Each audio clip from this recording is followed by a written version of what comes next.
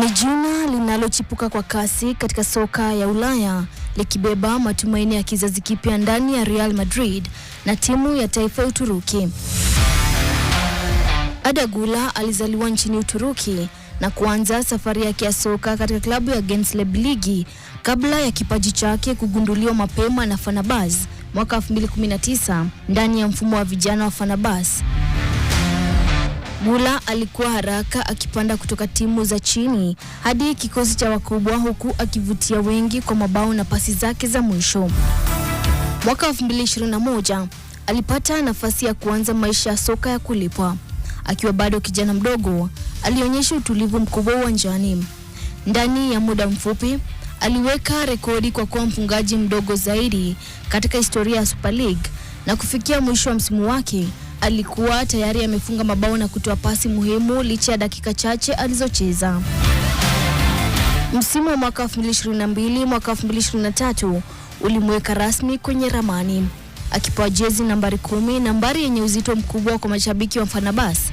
Güler aliwajibika ipasavyo. Alifunga mabao muhimu, akatoa pasi za mabao na kusaidia timu hiyo kutoa Turkish Cup mwaka 2023. Katika finali, aling'ara hadi kutoa tuzo ya mchezaji bora wa mechi. Ubora wake haukupita bila kuvutia vilabu vikubwa barani Ulaya.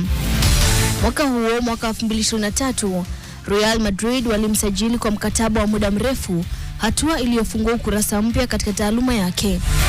Mwanzo wake Madrid ulikumbwa na changamoto za majeraha, lakini aliporudi alionyesha kwa nini aliaminiwa. Alifunga bao lake la kwanza katika La Liga kwa ustadi mkubwa, akiwapita mabeki na kumaliza kwa utulivu. Katika msimu wake wa kwanza aliweka rekodi kwa kufunga mabao 6 kwa muda mfupi zaidi katika historia ya klabu hiyo, akifanya hivyo ndani ya dakika 330 pekee.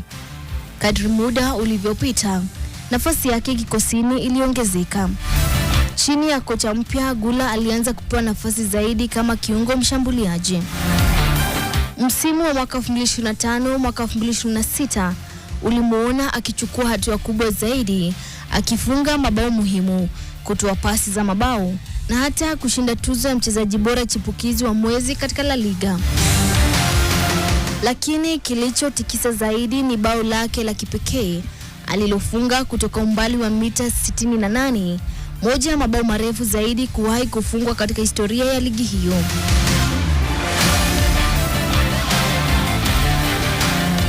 Kimataifa, Güler alianza kuitumikia Uturuki mwaka 2022. Katika UEFA Euro mwaka 2024, alijitangaza kwa ulimwengu baada ya kufunga katika mechi yake ya kwanza na kuwa mmoja wa wachezaji wachache kufanya hivyo, akichangia timu yake kufika robo finali. Uwanjani, Arda Güler ni kiungo mshambuliaji mwenye mguu wa kushoto anayependa kucheza upande wa kulia.